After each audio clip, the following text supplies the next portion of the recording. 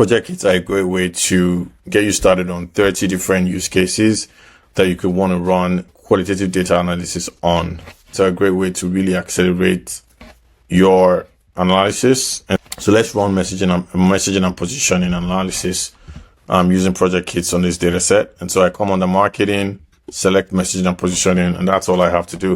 It's going to come through the data and start to pull out relevant insights for that use case, messaging and positioning for my customers. So I have my results back for the brand messaging and positioning analysis. It's run analysis on the research matrix. For me, it's pulled out brand messages that resonate. It's pulled out brand associations. It's pulled out specific quotes relevant to brand messaging. And so many other boards are generated on that analysis just with one click. And so project kits are a great way to help you started on different use cases for your data analysis in one click.